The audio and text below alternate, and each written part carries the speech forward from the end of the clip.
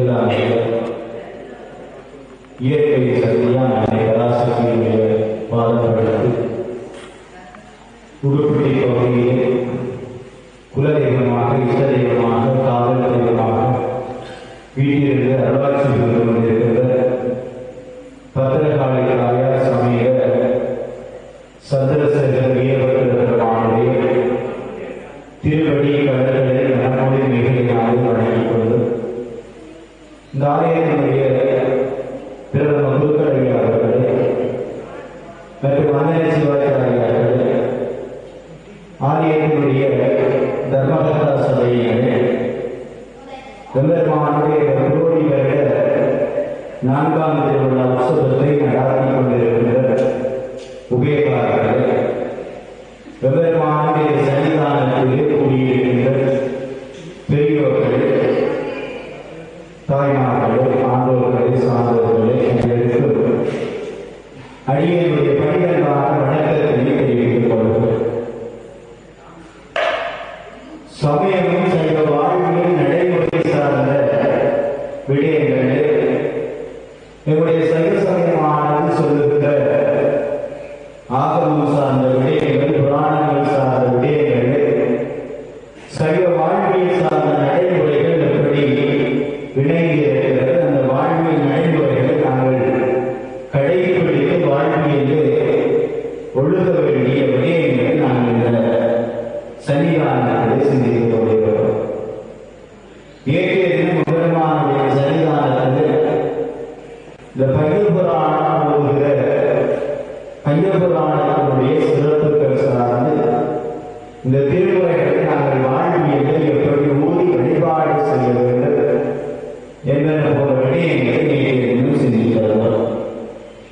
இன்றைய தினம் பெருமானுடைய சன்னிதானத்திலே இந்த பஞ்சபுராணம் ஓதுகிறோம். இந்த திருமுறைகளை நாங்கள் பாடுகிறோம். இந்த தேவார திருமுறைகளை எல்லாம் நாங்கள் தொகுத்து வழிபாடு செய்கின்றோம்.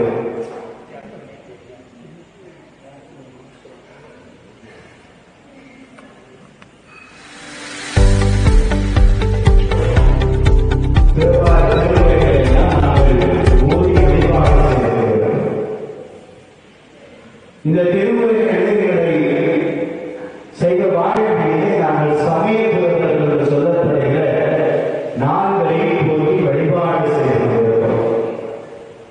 அப்பர், சம்பந்தர், சுந்தரர், மாணிக்கவாசகர் என்று சொல்லப்படுகிற இந்த சமயபுரர்கள் 4 எங்களுடைய வாழ்க்கையில் இந்த ஆலய வழிபாட்டின் ஊடாக ஆன்மாவை இறைவனை அடைவதற்காக இந்த திருமுறைகளை ஓடி வழிபாடு செய்வதற்கு இந்த திருமுறைகளை எல்லாம் உங்களுக்கு தந்திருக்கிறார். இந்த 4 சரியை, கிரியை, யோகம், ஞானம் என்று சொல்லப்படுகிற 4 வரிகளை வாழ்வியலே கடைபிடித்து அந்த நெறியினூடாக என்னுடைய திருவடிகளை அடைந்திருக்கிறார். சரியல் என்பது இறைவனை உடலினால நாங்கள் கொண்டு செய்து வழிபாடு செய்கிற நிலை. கிரியைகள், யோகங்கள் என்பது ஒருபடி மேலாக இருக்கிறது. இறைவனுடைய அருள் கிடைக்கிற பொழுது அந்த இறை அருளினால என்னுடைய ஆன்மா பக்குவம் அடைந்து எங்களுடைய உள்ளத்திலே நாம் நினைக்கிற விடயங்களை சிந்திக்கின்ற அறிகின்ற ஆற்றல் கிடைக்கின்ற பொழுது அந்த கிரிய யோக நிலையிலே கிடைக்கப்படுகிறது. ஞான நெறி என்பது அதை விட உயர்ந்த நெறி, பக்குவ நெறி என்று பார்க்கிறோம். இந்த அப்பர் பெருமான் சரிய நெறியிலே வழிபாடு செய்திருக்கிறார். சம்பந்த பெருமான் அங்கே யோக நெறியிலே, சுந்தரமூர்த்தி நாயனார் கிரிய நெறியிலே, மணிவாசக பெருமான்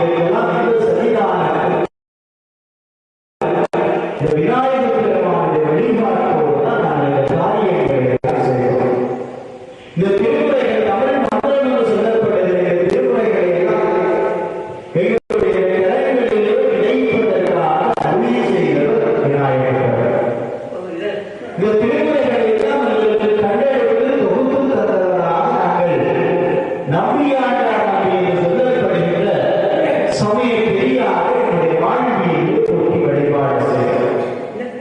இந்த நம்பியாண்டார் நம்பி அந்த குலத்திலே வருவிக்க ஒருவராக இந்த நம்பியாண்டார் நம்பி இருக்கிறார்.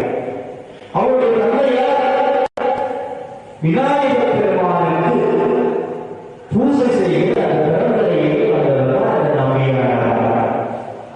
இந்தியாவில் இருக்கிற அந்த திருநாளையும் சொல்லப்படுகிற தலம் இருக்கிற அந்த தலத்திலே சௌந்தரேஸ்வரர் சொல்லப்படுகிற சிவ சன்னிதானம் இருக்கிறார். அந்த சன்னிதானத்திலே பொன்னாப்பிள்ளையார் சொல்லப்படுகிற ஆலயம் இருக்கிறது. அந்த ஆலயத்திலே அனந்தேஸ்வரர் சொல்லப்படுகிற அந்த சிவாச்சாரிய விநாயகர் பெருமானை எப்பொழுதும் வழிபாடு செய்கிற வழிபாடு நிறைய கொண்டிருக்கிறது. அந்த விநாயகர் பெருமானுடைய சன்னிதானத்திலே வீட்டிலிருந்து அருள் புரிவோர் இந்த விநாயகர். அந்த விநாயகர் பெருமானை பொல்லா பிள்ளையார் என்று அழைத்து வழிபாடு செய்கிறார். பொல்லா பிள்ளையார் அது பொல்லாதவர்கள். பொல்லா பிள்ளையார் என்பது பொருள் என்று சொல்லப்படுகிறது. பொருள் உள்ளி கொண்டு செலுத்தப்படாத நம்முடைய செல்வ வழிபாடு நாம் இறைவனுடைய நூல்களை ஒரு உருவங்களாக நாம் அமைத்து வழிபாடு செய்கிறோம். சில சன்னிதானத்திலே இறைவன் தானாக தோன்றியிருப்பான். தான் தோன்றி ஈஸ்வரன் வந்து நாங்கள் போற்றி வழிபாடு செய்கிறோம். இறைவனுடைய வடிவம் அங்கே விக்கிரகமாக நிகழ்வடிவமாக உருவமாக தானாக தோன்றிய வடிவத்தை நாங்கள் தான் தோன்றி வடிவம் என்று வழிபாடு செய்கிறோம். அது இறைவனுடைய உருவம் இறைவனாக அந்த இடத்திலே தானாக உருப்பெற்றிருக்கிறது. இந்த பொன்னாப்பிள்ளையார் ஆலயத்திலும் வீட்டிலிருக்கிற அந்த விநாயகர் பெருமான் என்ற சிற்பியினாலும் அங்கே ஒளிவொன்று செதுக்கப்படாத வடிவம் அங்கே வடிவமாக காட்சி கொடுப்பவர் அந்த பொன்னாப்பிள்ளையார். இந்த பொன்னாப்பிள்ளையார் ஆலயத்தில் அனந்தேஸ்வரர் சொல்லப்படுகிற அருளை சிவாச்சாரியர் எம்பெருமானை வழிபாடு செய்யும் சிறப்பு இருக்கிறது. இந்த பொன்னாப்பிள்ளையார் ஆலயம் அந்த சௌந்தரேஸ்வரர் சொல்லப்படுகிற சிவ சன்னிதானத்திலே அமைந்திருக்கிற வடிவம். இதை நாங்கள் முருகன் பெருமானுக்கு 6 படை வீடுகள் என்று சொல்லப்படுகிற தலங்களை பார்க்கிறோம். அதே போல விநாயகர் பெருமானுக்கு இந்த படை வீடுகளுக்கு இந்த திருநாளையூர் சொல்லப்படுகிற தலம் இருக்கிறது.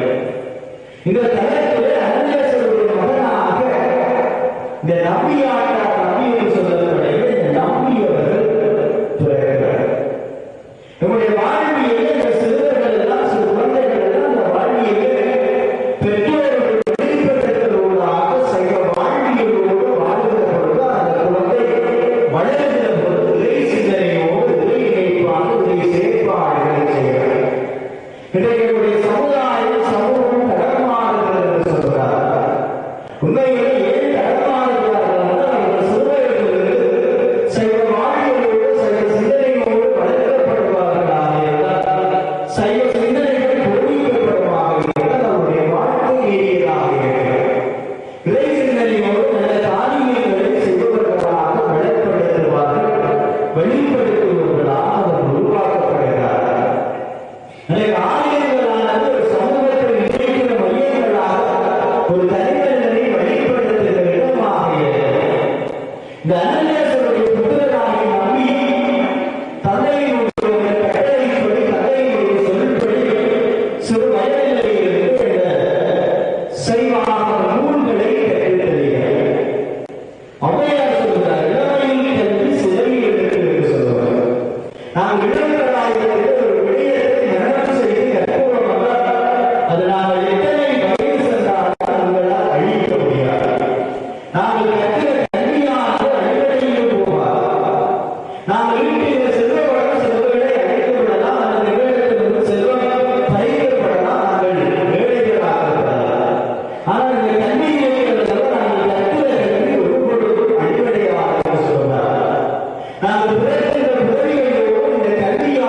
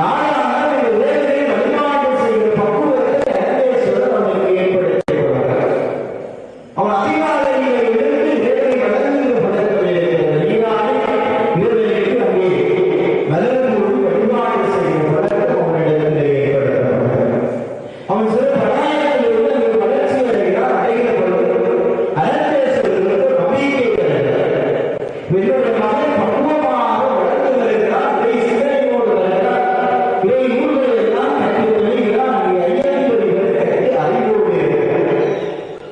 அங்கே இறை சிந்தனையாக இருப்பவர் எனக்கு பின்னால் இந்த உரைகாரியங்களை ஆற்றுவதற்கு என்னுடைய மகன் தகுதியாக இருக்கிறார் என்பதை அனந்தேஸ்வரர் அறிந்து கொள்வார். நாம் இறை காரியங்களை சுவையாக இருக்கலாம் செய்கின்ற பொழுது பக்குவம் வாய்க்கப்பட வேண்டும் என்று சொல்றார். அந்த பக்குவம் என்பது மனக்கட்டுப்பாட்டோடு ஏற்படுகிறது. இந்த நம்பிக்கையும் அந்த மனப்பக்குவம் மனக்கட்டுப்பாடு ஏற்படுகிறது. இந்த நம்பிக்கை என்ன செய்யலாம்? வளர்ந்து வருகிறார். அனந்தேஸ்வரர் மகிழ்ச்சி அடைகிறார். அப்படி அடைகிற பொழுது ஒரு சமயம் அனந்தேஸ்வரர் வெளியூருக்கு செல்ல வேண்டியிருக்கிறது. அப்படி அனந்தேஸ்வரர் வெளியூருக்கு செல்லுகிற பொழுது தன்னுடைய மகனாகிய சிறுவனாகிய அந்த நம்பியை அந்த புல்லாப்பிள்ளையார் ஆலயத்திலே பூசை செய்வதற்காக அவனை நியமித்து செல்கிறார். இப்படி நம்பியினுடைய வாழ்வு என்று நாங்கள் ஒரு கதையில் வரலாறு நம்பியினுடைய செயல் இறைவனுக்கு எப்படி காட்சி கொடுக்கிறார் என்பதை நாங்கள் பார்க்கிறோம். அங்கே தந்தையாக பூஜை செய்கின்ற பொருட்களை நம்பியிடத்திலே கொடுக்கிறார். தந்தையிடத்திலே தன்னம்பிக்கை ஏற்படுகிறது. தன்னுடைய மகன் இறை சிந்தனையோடு இறைவாழ்வாக வாழ்கிறார். இறைவனுக்கு இந்த தவறம் செய்யாத ஒரு கடமைகளை ஆற்றுவார் என்று சொல்லப்படுகிறது. எங்களுடைய வாழ்வியல் நாங்கள் எந்த காரியத்தை செய்கிற பொழுது இந்த தவறையும் விடக்கூடாது. எங்களுடைய வாழ்வியல் நாங்கள் தாய் தந்தையாக இருக்கலாம், அல்லது பெரியவர்களாக இருக்கலாம், முன்னோராக இருக்கலாம், யாராக இருந்தாலும் செய்வ வாழ்வியலை நாங்கள் அவர்களை பெறப்படி வாழலாம். இறை காரியங்களில் இறைவனுக்கு இந்த துறைகளாக நாங்கள் எங்களுடைய செயற்பாடுகளை செய்ய வேண்டும்.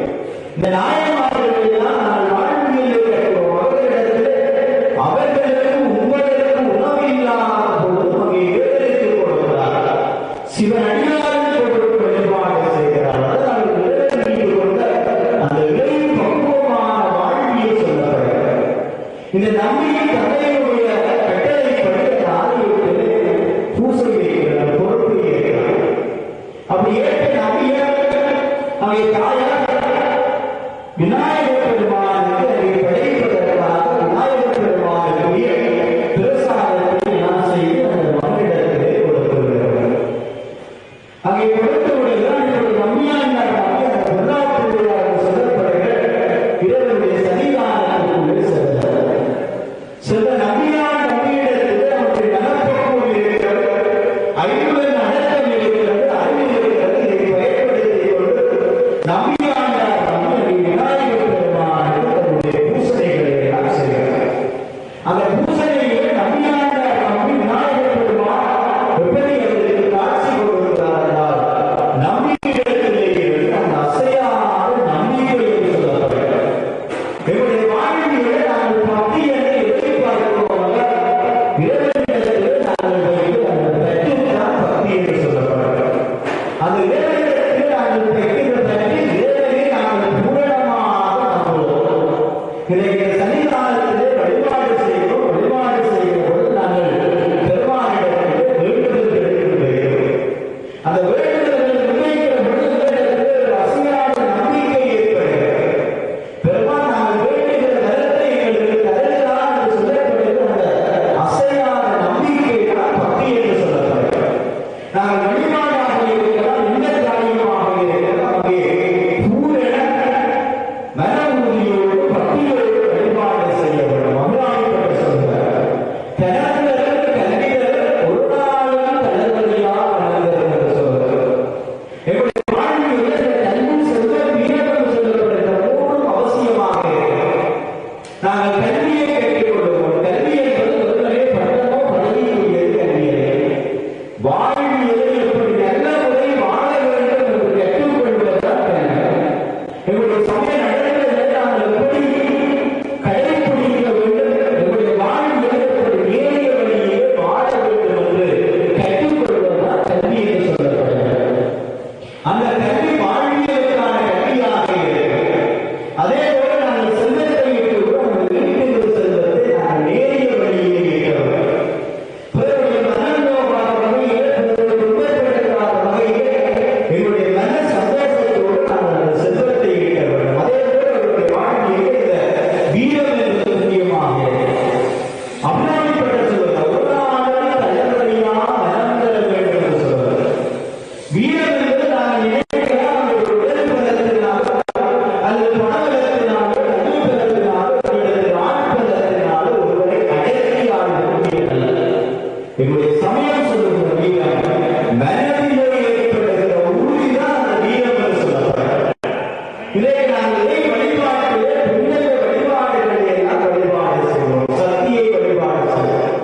இன்னைக்கு ஆலயத்திலே வீரபத்திர தாயாரோடு பத்திரகாளி அம்மையார் இருக்கிறார். நம்முடைய வாழ்விலே இந்த மனமுடியை யார் தருகிறார்கள்? இந்த சக்தி தான் தருகிறார். சக்தியினுடைய வெளிப்பாட்டிலே நாம் மனமுடியை பெற்றுக் கொள்வோம். வீரம் என்று சொல்லப்படுகிறது. இந்த பெண்களை எல்லாம் வீரம் மிக்கவர்களாக நம்முடைய புராணங்கள் சித்தரிக்கிறார்கள். இன்னைக்கு பத்திரகாளி தாயார் அந்த வீரம் பொருந்திய ஒரு பெண்தெய்வமாக அவருடைய ஒழுக்கம் இருக்கிறது.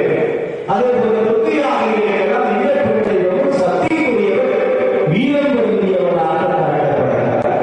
அந்த வீரம் என்பது மனமுடியை குறிக்கிறது. மனமுடியென்றால் எங்களுடைய வாழ்வியலை நாம் எந்த பொழுதிலும் சஞ்சலக்கூடாது. நாம் எடுக்கிற காரியத்தில் உறுதியாக செயற்பாட்டிலே நாம் உறுதியாக இருக்கிற போதுதான் அந்த செயற்பாட்டிலே வெற்றி பெறுகிறோம். அதைத்தான் அமராமிப்பட்ட சொல்கிறார், தனங்களும் கல்விகளும் ஒரு நாளும் தலைமுறையாக இருந்தது என்று சொல்கிறார். அங்கே அமராமி அணையை வழிபாடு செய்கிற போது மனத்திலே இந்த சஞ்சலமும் ஏற்படாது. நாளாக நாம் மனமுடியோடு ஒரு காரியத்தை செய்வோம். ஒரு காரியம் செய்வோம், அது சரியாக இருக்கலாம், பிழையாக இருக்கலாம், வெற்றி பெறலாம். நாங்கள் அந்த காரியத்தை விடுந்த உடனே செய்வோம். மனமுறுதி பெறுகிறோம். அந்த மனமுறுதி என்பது வாழ்வியல்ல இந்த மன சஞ்சலம் ஏற்படக்கூடாது. வாழ்க்கையே துன்பம் இருக்கிறார். நம்முடைய வாழ்வியை நாங்கள் மன சஞ்சலப்பட்டுக் கொண்டிருக்கிறோம். நாளாக இந்த மன சஞ்சலம் ஏற்படுவது நம்முடைய வாழ்வியல் துன்பத்திற்கு காரணமாக இருக்கிறது. அது ஒரு நாள் தகவலையா மனம் என்பது இறைவனுடைய அருளினாலே பெறுகிறது. நாங்கள் வாழ்வியலை எடுத்த காரியத்தை உடனே செய்கிறோம். அந்த காரியத்தில் வெற்றி பெறுகிறோம். இந்த நம்பியாண்டார் நம்பி புல்லாப்பிள்ளையாக வழிபாடு செய்கிறார். வழிபாடு செய்கிற பொழுது அவருடைய மனதிலே ஒரு உறுதி இருக்கிறது, அசையாத நம்பிக்கை இருக்கிறது. இந்த விநாயகர் பெருமான் நான் நினைப்பதை தருவார், நான் வேண்டுவதை தருவார், நான் அந்த பெருமானை வழிபாடு செய்கிறேன். என்னுடைய வாழ்வியலை அவனால் பார்த்து கொண்டிருக்கிறார். நினைக்கிற பொழுது எனக்கு இதையும் தருவான். அசையாத நம்பிக்கை அந்த சிறுவனாகிய நம்பியிடத்திலே ஏற்படுகிறது. அங்கே தந்தையார் இளைஞர் வளர்ந்து போல தந்தையார் எப்படி செய்தாரோ அப்படியே இந்த பூசை வழிபாடுகளை எல்லாம் செய்கிறார். இறைவனுக்கு முதலில் திருமஞ்சனம் எடுக்கிறோம். நீரினால் இறைவனை அபிஷேகிக்கிறோம். தூவதீப ஆராதனைகளை காட்டி இந்த நைவேத்தியம் சொல்லப்படுகிற பிரசாதத்தை இறைவனுக்கு படைக்கிறோம். இறைவனுக்கு நாம் உணவை படைக்கிறோம். இறைவனுக்கு நாம் உணவை படைக்கிறோம். எங்களுடைய வாழ்வியலே அடிப்படையாக இந்த உணவு, உடை என்று சொல்லப்படுகிற மூன்று இருக்கிறது. அந்த மூன்றும் ஒருவர் நிரந்தரமாக அதில் திருப்தியாக இருக்கிறார்கள். அந்த வாழ்வியலை உயர்ந்தவராக, செல்வமிக்கவராக, சமூகத்தில் மதிக்கத்தக்கவராக இருக்கிறார். ஒருவருடைய வாழ்விலே உடைகள் சொல்லப்படுகிற வாழ்கிற வீடு அது வசதியாக இருக்க வேண்டும். அவருடைய அனைத்து தேவைகளை பூர்த்தி செய்ய வேண்டும். அதே போல வெளியூரில் ஆடைகளை அணிகிறார்கள், ஆபரணங்களை அணிகிறார்கள். அதே போல இந்த உணவு என்பது முக்கியமாக இருக்கிறது. இந்த மூன்றையும் ஒரு நிலையில் தருகிறார். அதற்கு உபகாரமாக நாங்கள் இறைவனுக்கு இந்த மூன்றையும் கொடுத்து வழிபாடு செய்வோம். உடைகள் சொல்லப்படுவது அந்த இறைவன் வீட்டிருப்பதற்காக உலகத்தை நாங்கள் கொடுக்கிறோம். நாங்கள் எங்களுடைய இல்லத்திலே எப்படி மகிழ்ச்சியாக மங்களமாக வாழ்கிறோமோ அதே போல எங்களை பார்த்தது உங்களுடைய வாழ்வியல் இருக்கிற இறைவனும் அதே வசதியோடு சிறப்பாக இருக்க வேண்டும் என்பதற்காக நாங்கள் இந்த ஆலயத்தை அமைக்கிறோம். அந்த இறைவனுக்கு நாங்கள் ஆடைகளை கொடுத்து வழிபாடு செய்வோம். பட்டினான ஆடைகளை நாம் கொடுத்து ஆபரணங்களை எல்லாம் கொடுத்து வழிபாடு செய்வோம். இந்த தானங்களிலே வஸ்திரதானம் என்று சொல்லப்படுகிற தானம் இருக்கிறது. நாங்கள் அன்னதானம் நாளாகவும் செய்வோம். அதுபோல இந்த வஸ்திரதானம், உடையை கொடுப்பது, இல்லாதவர்களுக்கு உடை கொடுக்கிற தானம்.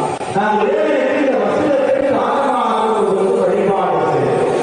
அதே போல இந்த நைவேத்தியம் என்று சொல்லப்படுகிற பிரசாதத்தை நாங்கள் இறைவனுக்கு கொடுக்கிறோம். நம்முடைய வாழ்வியலே எங்களுக்கு 3 வேளைகளில் இந்த உணவை குறைந்து தருகிறார். அந்த இறைவனுக்கு நன்றியாக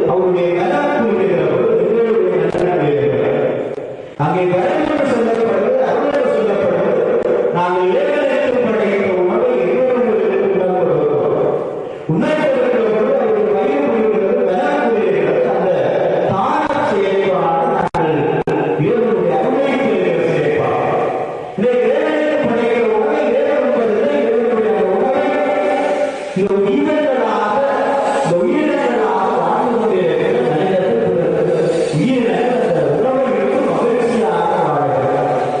இன்றைக்கு நாங்கள் ஆலயங்களில் இந்த தானங்களை கொடுக்கிற பொழுது மனிதர்களுக்கு மட்டும் தானம் கொடுப்பதில்லை, பசுவுக்கு தானம் கொடுக்கிறோம். ஆலய வழிபாட்டில் இந்த பசு வழிபாடு முக்கியமாக இருக்கிறோம். பசுவுக்கு வழிபாடு செய்து தானம் கொடுத்து வழிபாடு செய்கிறோம். அதே போல பிற உயிரினங்களுக்கு தானம் கொடுத்து வழிபாடு செய்கிறோம். இருக்கிற பொழுது இந்த தானத்துக்கு உணவு வைக்கிறோம். பிற உயிரினங்கள் நம்மை உணர்வு மகிழ்ச்சியாக வாழ்கிற வாழ்வுதான் இந்த செய்ய வாழ்க்கை. இந்த அனந்தேஸ்வரர் நம்ம விநாயகர் பெருமானை படைக்கிற அமுதை ஒருவருக்கு நம்ம வீட்டிற்கு கொண்டு வர மாட்டார். அங்கே இருக்கிற அனைவருக்கும் அதை கொடுத்து அனைவரும் உணவுகளை கொடுத்து அதை பார்த்து மகிழ்ச்சி அடைந்து அந்த திருப்தியோடு அவர் இல்லம் வருகிறார். அவருடைய வாழ்வியலே நாளாக நடைபெறுகிறார். இந்த சிறுவனாகி நம்பியும் என்ன செய்கிறார்? தன்னுடைய தந்தை ஒருவருக்கு உணவை கொண்டு வருகிறது. விநாயகர் பெருமானுக்கு நாளாக உணவை தந்தை அப்பா கொண்டு செல்கிறார். ஆனால் இந்த உணவை அவர் கொண்டு வருகிறார். அவருடைய மனதிலே ஒரு மிகவும் படிவங்கள் இந்த உணவை எல்லாம் விநாயகர் பெருமான் உண்ணுகிறார். அந்த இறைவன் உண்ணுகிறான் அந்த படிவம் அந்த குழந்தையுடைய மனதிலே ஏற்படுகிறது. இவர் அனைத்து பூசைகளால் பூசையை பிற்பாடு அனைத்து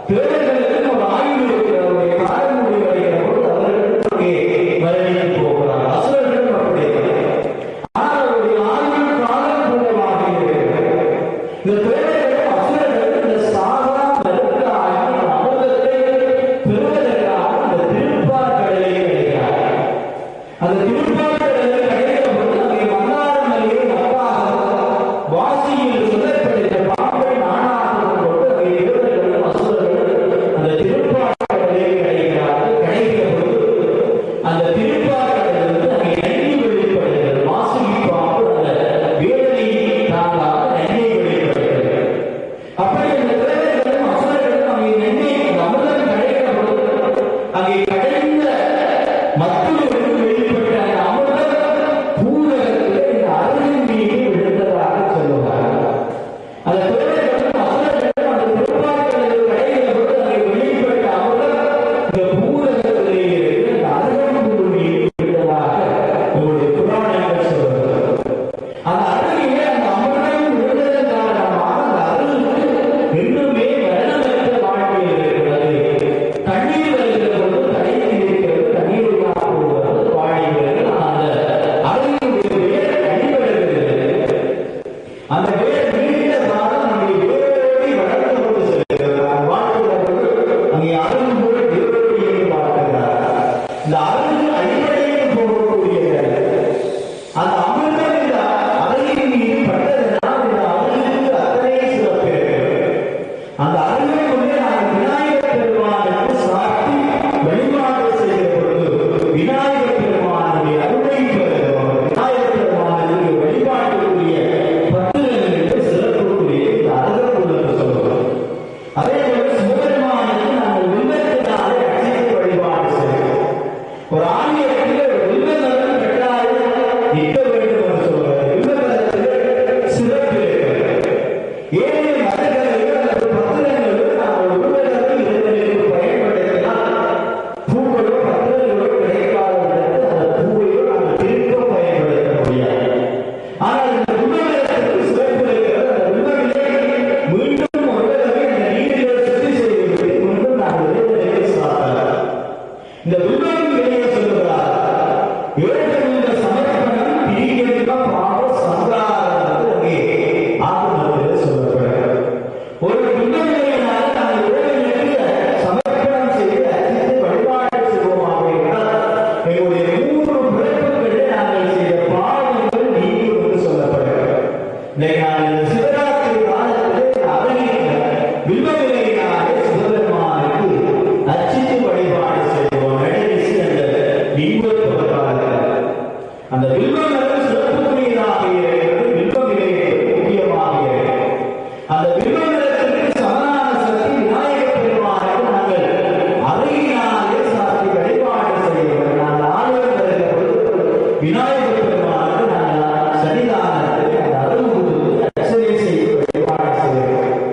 இதை நாங்கள் ஆலயங்களில் இந்த அர்ச்சனை செய்கிறோம். இதை நாம நட்சத்திரங்களை சொல்லி வழிபாடு செய்கிறோம். இந்த நாம நட்சத்திரங்கள் என்பது நாங்கள் இறைவனிடத்திலே விரல் வைத்திருக்கிற வழிபாடாக இருக்கிறது. நம்முடைய சைவ சமயத்தில் 27 நட்சத்திரங்கள் இருக்கிறது. அவை 12 பெருங்கள் இருக்கிறது. அந்த 27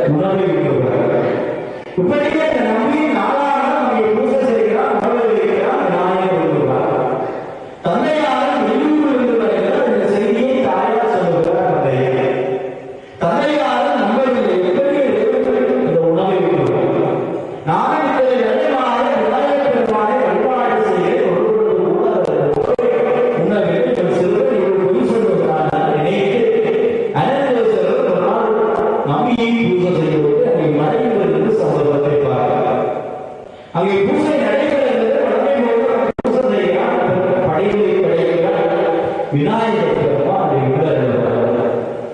இந்த செய்தி அந்த உலகம் முழுவதும் பரவுகிறது. விநாயகர் பெருமானுடைய சிறப்பும் அங்கே மேலோங்கி செல்கிறது. விநாயகர் பெருமான் அந்த நம்பிக்கை நம்பிக்கையுடைய அற்புதம் அந்த பிரவேசம் என்றும் அங்கே சென்று நம்பிக்கையுடைய சிறப்பும் அந்த விநாயகர் பெருமானுடைய சிறப்பும் அங்கே அனைவரும் ஆய்வு கொள்கிறார். இந்த பெருமாளுடைய அந்த சொல்லப்படுகிற அந்த பெருமான் வீட்டில் இருக்கிற சௌந்தரேஸ்வரர் சொல்லப்படுகிற சில சன்னிதானத்திலே விநாயகர் பெருமானுக்கு தனியான சன்னிதானம் இருக்கிறது. இன்றைக்கு நாங்கள் இந்த பிரகாரத்தில் உள்ளிதி பிரகாரத்தில் ஒரு தீவனங்களுக்கு பரிவார மூலமாக நாங்கள் தனித்தனி சன்னிதானங்களை அமைக்கிறோம். இன்றைக்கு ஆலயத்தில் விநாயகர் பெருமான் இருக்கிறார், சந்தானகுமார பெருமான் இருக்கிறார், அங்கே மகாலட்சுமி தாயார், முருகப் பெருமான், வைரவ பெருமானுடைய சன்னிதானம், இந்த நவக்கிரக சன்னிதானம் இருக்கிறது. இந்த தெய்வங்களுக்கு நாங்கள் தனித்தனி சன்னிதானங்களை அமைக்கிறோம். இந்த சௌந்தரேஸ்வரர் சொல்லப்படுகிற அந்த சிவ சன்னிதானத்தில் அங்கே பொன்னாப்பிள்ளையாருக்கு ஒரு தனி சன்னிதானம் ஆலயத்திற்கு வெளியே அமைகிறது. அந்த ஆலயத்திலே இருக்கிற சௌந்தரேஸ்வரர் பெருமானுடைய சன்னிதானம் என்பது சிவ தலங்களோடு சிறப்புக்குரியதாக இருக்கிறது. அந்த தலத்திலே இருக்கிற பொன்னாப்பிள்ளையார் ஆலயம் அமைந்திருக்கிற இடம், அந்த தலம் அமைந்திருக்கிற இடம் திருநாளூர் என்று குறிப்பிடப்படுகிறது. அந்த தலத்திற்கு 7 திருநாளூர் என்று பெயர் வருகிறதனால் நாளை அங்கே சிவபெருமானை வழிபாடு செய்து புத்தியடைகிறார். இன்றைக்கு நம்முடைய முனிவர்களே துர்வாச முனிவருக்கு சிவபெருமான் அருள் செய்த அந்த தலம் இருக்கிறது. அங்கே பொன்னாப்பிள்ளையாருடைய தலம் இருக்கிறது. அந்த நாளைக்கு காட்சி கொடுத்து அருள் புரிகிற தலம் அங்கே திருநாளூர் என்று தோற்றம் பெற்றதாக சொல்கிறார். இந்த துர்வாச முனிவர் இந்த சௌந்தரேஸ்வரர் பெருமானுடைய சன்னிதானத்தில் ஒரு பொழுது கடும் தவம் செய்து கொண்டிருக்கிறார். அப்படி அவர் தவம் செய்து கொண்டிருக்கிற பொழுது அங்கே வானத்திலே காந்தர்கள் என்று சொல்லப்படுபவர்கள் அங்கே வானத்திலே வட்டமிட்டுக் கொண்டிருக்கிறார்கள். இந்த துர்வாச முனிவர் கடும் தவம் செய்து கொண்டிருக்கிறார். தவம் என்பது மன வலிமையினாலே இறைவனை வழிபாடு செய்கிறார். எந்த இடையூறு வந்தாலும் அதிலிருந்து புறப்பாடு இறைவனை இணைத்து வழிபாடு செய்கிறது அந்த தவம் என்று சொல்லுவோம். இந்த அசுரர்கள் எல்லாம் இறைவனை நினைத்து பல்லாண்டு காலம் தவம் செய்கிறார்கள் என்று பார்ப்போம். இந்த அசுரர்கள் எல்லாம் நாங்கள் கொடியவர்களாக நம்முடைய புராணங்களிலே பார்க்கிறோம். இந்த அசுரர்கள் கொடியவர்கள் அல்ல, தனக்கு வேண்டியவர்கள் தான் அசுரர்கள். அசுரரிடத்திலே இருக்கிற மனபலம் என்றால் சொல்லுவோம். ஒருவரிடத்தில் அசுரர்கள் இருந்தால் அனைத்தையும் பெறலாம் என்று சொல்லுவோம். இந்த அசுரர்கள் ஒருவருக்கு கொடியவர்கள் அல்ல, இந்த அசுரர்கள் மனபலம் மனமுடிவுடையவர்களாக இருக்கிறார்கள். இந்த துறைகளை விட இறைவன் யாருக்கு காட்சி கொடுத்து அந்த இரவாத பலத்தை கொடுத்திருக்கிறார்கள். அந்த அசுரர்களுக்கு தான் கொடுத்திருக்கிறார். சூழல்கள் எத்தனையோ ஆண்டுகள் கடந்த போகிறார். உணவின்றி உறக்கமின்றி இறைவனையே நீதி வழிபாடு செய்கிறார். அங்கே இறைவன் நம்ம தோன்றி அவர்களுக்கு பலத்தை கொடுக்கிறார். அதே போல விநாயகர் பெருமானிடத்திலே கைவாசுடன் தவம் செய்கிறார். அங்கே இறைவன் வந்து கொடுக்கிறார். அந்த தோழர்கள் மன வலிமையினால் இறைவனை நினைத்து வழிபாடு செய்து வரப்பட்டவர்களால் அவர்களுடைய வாழ்க்கையிலே நாங்கள் வெற்றி பெற வேண்டுமானால் இந்த மன வலிமை என்பது முக்கியமாக இருக்கிறது. இந்த துர்வாச முனிவர் தவம் செய்கிறார். அந்த தவம் செய்கிற பொழுது அந்த காந்தர்கள் வனத்திலே வட்டமிடுகிறார். அந்த காந்தர்களிலே தேவதத்தன் என்று சொல்லப்படுவோம். அப்படி வானத்திலே வட்டமிடுகிற போது அங்கே படத்தை நின்று விட்டு அதனுடைய எச்சத்தை இங்கே போடுகிறார். போடுகிற போது அந்த படத்தினுடைய வெட்ட ஆகிய எச்சம் அங்கே தவத்திலே இருந்த துர்வாச முனிவருடைய தலையிலே விழுகிறது. எங்களுடைய சமயத்தில் இந்த துர்வாச முனிவர் மிக மிக கோபக்காரனாக சொல்லப்படுகிறார். இந்த துர்வாச முனிவர்கள் எல்லாம் கோபம் மிகுந்த பொழுது அதை சாபம் கொடுப்பவர்களாக இருக்கிறார். இந்த துர்வாச முனிவருடைய தவத்தை அந்த தேவதத்தன் என்று சொல்லப்படுகிற அந்த காந்தர்கள் விளைவிக்கிறார்கள். இப்படி தவத்தில் இருந்து தொடங்கிய துர்வாச முனிவர் கடற்கோபம் கொள்கிறார். கொண்ட துர்வாச முனிவர் அந்த காந்தகனாகிய தேவதத்தனை பார்த்து சொல்கிறார், நீ நாளையாக பிறந்து இந்த பூமியிலே வெட்டப்படுவாய் என்று அங்கே சாமி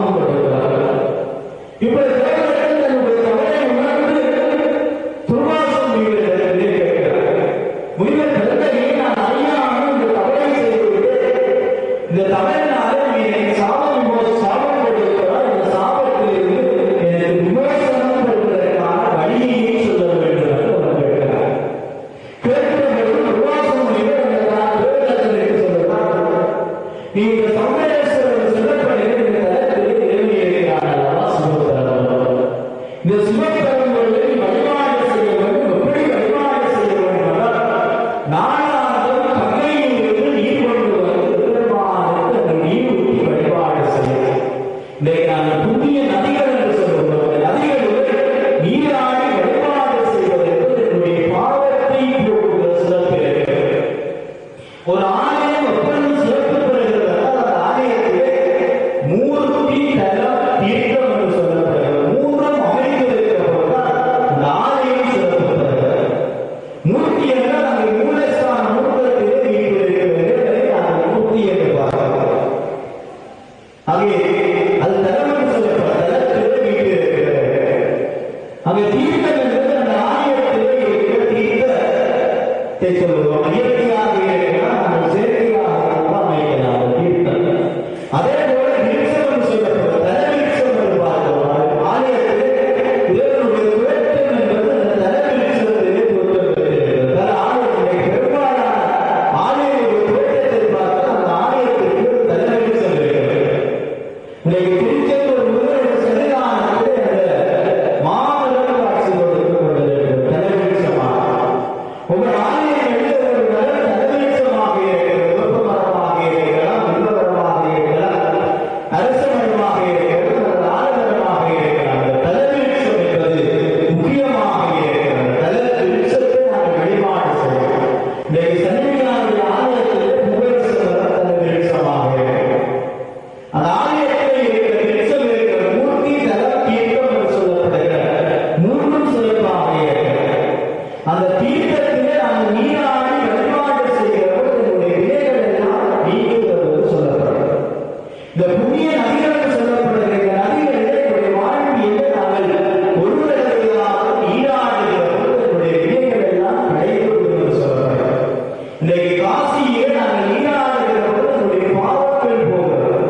அதே போல கங்கை, யமுனை, சரஸ்வதி, கோதாவரி, துங்கபத்ரை என்று சொல்லப்படுகிற இந்த புண்ணிய நதிகளில் நாங்கள் நீராடுகிறோம். செய்வர்கள் இந்த தலயாத்திரை செய்து நீராடி வழிபாடு செய்கிறார்கள். இந்த நதிகளில் நீராடி வழிபாடு செய்கிற வழிபாடு நம்முடைய பாவங்களை போக்குவ சிறப்பு இருக்கிறது. அங்கே துர்வாசம் முனிவர் அந்த தேவதத்தன் என்று சொல்கிறார், உன்னுடைய சாப விமோசனம் போக வேண்டும் என்றால் நீ இந்த கங்கையிலிருந்து நீர் கொண்டு வந்து ஒவ்வொரு நாளும் மனிதனுக்கு அங்கே மஞ்சள் நீராட்டி வழிபாடு செய்கிறார். அப்படி வழிபாடு செய்தால் நம்முடைய விமோசனம் நீங்கி இறைவனுடைய திருவடியை அடைவார். அவன் நாயகனாக பிறக்கிறான். பிறந்து இந்த சந்திரேஸ்வர பெருமானை அங்கே கங்கையிலிருந்து நீர் கொண்டு வந்து ஒவ்வொரு நாளும் வழிபாடு செய்து வருகிறார். அப்படி வழிபாடு செய்யும் பொழுது அந்த நிலகால சிவபெருமான் இப்பொழுது அந்த நாயகனாக பிறந்திருக்கிற தேவதத்தனுக்கு அங்கே சோதனையை கொடுக்கிறார். இறைவன் தன்னை ஆட்கொள்வதற்கு, ஒரு ஆன்மாவை ஆட்கொள்வதற்கு அல்லது வழிபாடு செய்பவர்களுக்கு வரவேற்கிற போது அதை முதலிலே சோதனைக்கு உட்படுத்துகிறார். சோதனை என்பது வாழ்வியலிலே துன்பத்தை கொடுப்பது. இன்றைக்கு நாங்கள் இறை காரியம் செய்வோம் என்றால் செய்ய விளைகிற பொழுது உள்ளே பல தடைகளை ஏற்படுத்துகிறார். அந்த தடைகளை எல்லாம் தகர்த்து நாங்கள் இறை காரியத்திற்குள்ளே செல்கிறோம். ஏன் ஏற்படுத்துகிறார்கள்?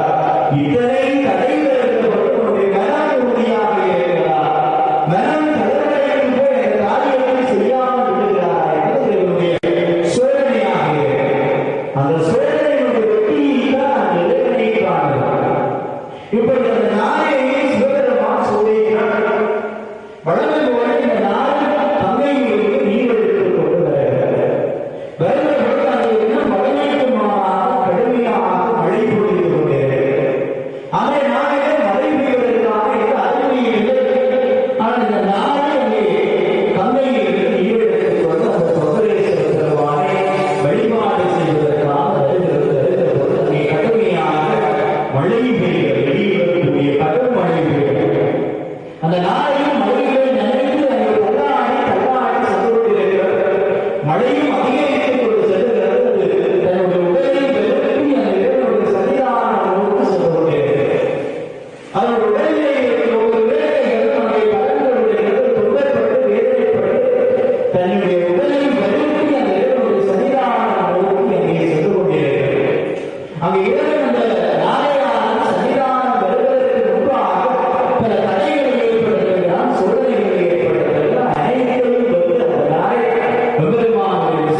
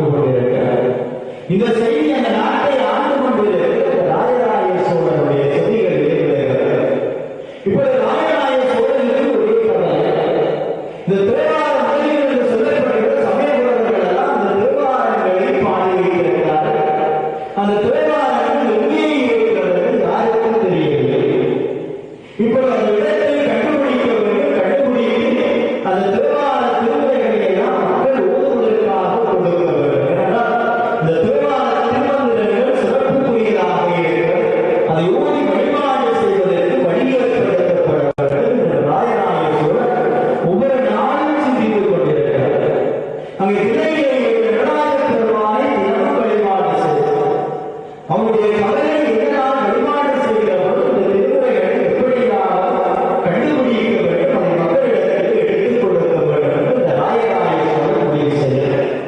அப்படி செய்த ராயராய சோழனுக்கு இந்த நம்பியினுடைய செய்தி கேட்கிறார்.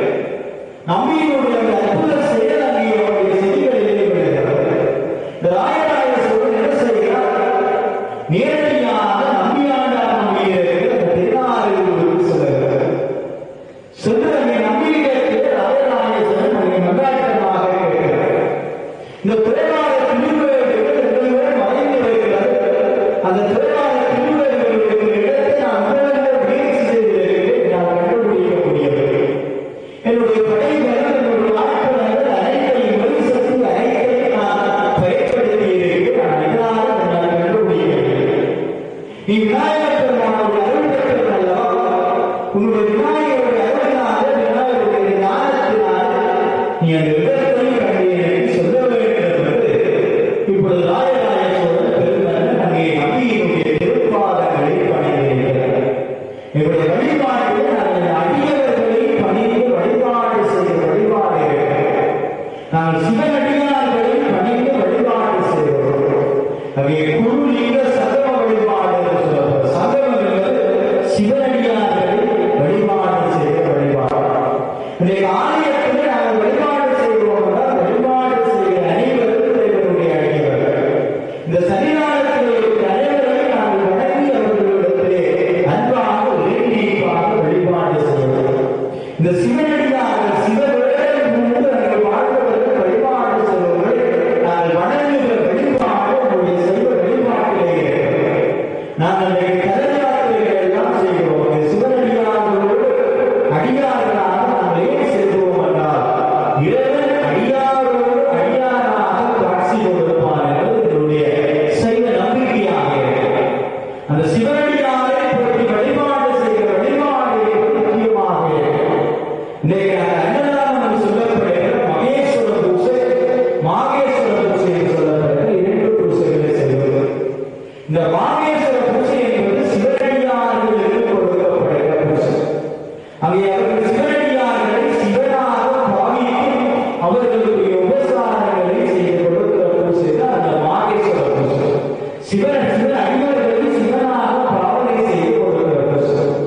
அங்கே சிவ வாழ்வியவர்கள் சில அருள்களை அடியவர்களை நாங்கள் படித்து வணங்குகிற வழிபாடு இருக்கிறது. சிவ வேடம் தாங்கியவர்களை நாங்கள் வணக்கம் செலுத்துகிற வழிபாடு. இந்த நம்பியாண்டார் நம்பியை இந்த ராயராய சோழன் பணிந்து வணங்கி கேட்கிறார். இந்த திருவாத திருவேடுகளில் இருக்கிற இடத்தில் நீ அந்த விநாயகருடைய அருளினாலே கண்டு சொல்ல வேண்டும் என்று கேட்கிற போது அங்கே நம்பியாண்டார் நம்பி சொல்றார், விநாயகர் பெருமானுக்குரிய விருப்பமான அனைத்து பழைய நைவேத்தியங்களையும் நீ படைத்து அவர்கள் விநாயகர் பெருமான் அவர்கள் இன்னும் இன்னும் மகிழ்ச்சியோடு இருப்பார். நான் அப்பொழுது விநாயகரிடத்திலே கேட்கிறேன், எங்கே இருக்கிறது கண்டுபிடித்து சொல்றார்கள். அங்கே விநாயகர் பெருமானுக்கு மன்னன் என்ன செய்கிறான்? பக்தியோடு உபசாரமாக அனைத்தையும் படைத்து அங்கே வழிபாடு செய்கிறார். வழிபாடு செய்கிற பொழுது நம்பியாண்டார் நம்பிக்கு அங்கே விநாயகர் பெருமான் அருள் காட்சி கொடுக்கிறார். அந்த அருள் காட்சியினுடைய ஞான ஒளியாக அங்கே நம்பியாண்டார் நம்பிக்கு அங்கே அசரீதி கேட்கிறது. இந்த பெருமாள் திருவிழா இருக்கிறது என்பதை கண்டுபிடித்து சொல்லும்படி நம்பி விநாயகரிடத்தில் கேட்கிற பொழுது விநாயகர் பெருமான் நம்பிக்கு சொல்லுவார். அங்கே சிதம்பரம் சொல்லப்படுகிற நிலையில் நடராஜர் பெருமான் வீட்டில் சிதம்பரத்தினுடைய சன்னிதானத்திலே வடமேற்கு மூலையிலே ஒரு அறை பூட்டப்பட்டிருக்கிறது. நீண்ட காலமாக பூட்டப்பட்டிருக்கிறது. அந்த அறைக்குள்ளே இந்த திருவாத திருவேடுகள் இருக்கிறது. அதை சென்று அந்த திருவேடுகளை எடுத்து நீ மன்னனுக்கு கொடுத்து மன்னன் மூலமாக மகளுக்கு கொடுக்க வேண்டும். அங்கே விநாயகர் பெருமான் அசரீதியாக காட்சி கொடுக்கிறார். இன்றைக்கு நாங்கள் திருவாத திருமுறைகளை எல்லாம் ஓதுகிறோம் என்றால் அந்த நம்பியாண்டார் நம்பியினுடைய மனதன்மை, நம்பியாண்டார் நம்பியினுடைய அந்த பக்தியினுடைய சிறப்பினால் இந்த விநாயகர் பெருமான் அருள் கொடுக்கிறார், காட்சி கொடுக்கிறார். காட்சியினுடைய வாக்காக அந்த திருமுறைகளின் இடத்தை காட்டுகிறார். அந்த காட்சியின் விளைவாக அந்த சிதம்பரத்திலே இருக்கிற அந்த சன்னிதானத்திலே பூட்டப்பட்ட சன்னிதானத்தில் இந்த திருவாத திருவேடுகளை எடுப்பதற்காக சிதம்பரம் ஆலயத்திற்குள்ளே செல்கிறார்.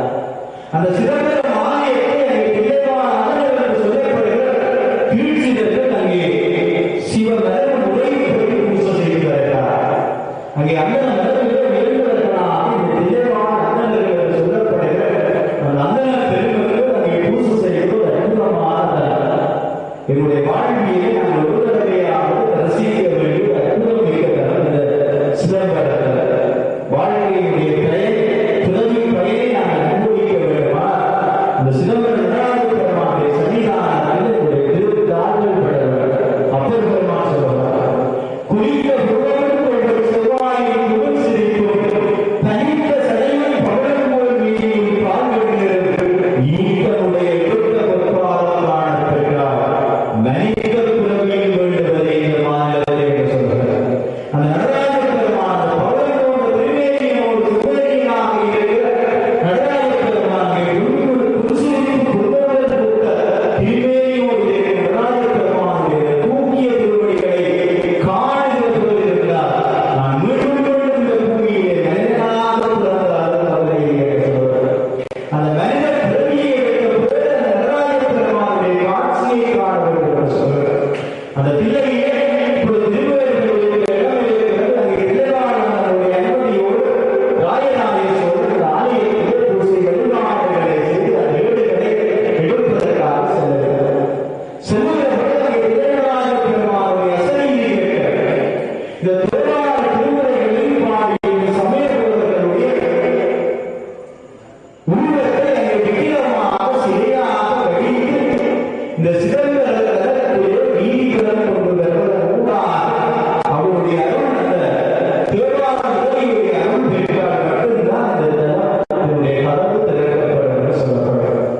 அந்த அரசன் என்ன செய்யலாம்? இந்த சமயபுரத்தின் ஆள்களை அங்கே விக்கிரகமாக வடித்து அந்த சமயபுரங்களை அந்த திருவீதியிலே கொண்டு வந்து அங்கே சமயபுரங்களுக்கு பூசை வழிபாடுகளை நாம் செய்து அவருடைய அருளோடு அந்த திருவாரூர் திருமுறைகள் தூண்டப்பட்ட அந்த கதவை திறக்கிறார். இன்றைக்கு ஒரு சன்னிதானத்தில் தன் ஆலயங்கள் சமயபுரத்தின் ஆண்களுக்கு ஆலயம் வைத்திருக்கிறார். இந்த சமயபுரங்களை நாங்கள் வழிபாடு செய்வோம். குருபூசை நன்னாளிலே வழிபாடு செய்வோம். இந்த தமிழ் மந்திரங்கள் என்று சொல்லப்படுகிற திருமுறைகளை எங்களுக்கு கற்றுத்தவர் இந்த சமயபுரங்கள். அவர்களை நாங்கள் வழிபாடு செய்து என்னுடைய அருளை பெறுகிறோம் அல்லவா? அந்த சிதம்பரத்திலே அந்த சமயபுரங்களை வழிபாடு செய்து ராயராஜேஸ்வரர் இந்த திருவாரூர் திருவேடைகளை எடுத்து தொகுப்புகளுக்கு தந்திருக்கிறார். அந்த அற்புதமான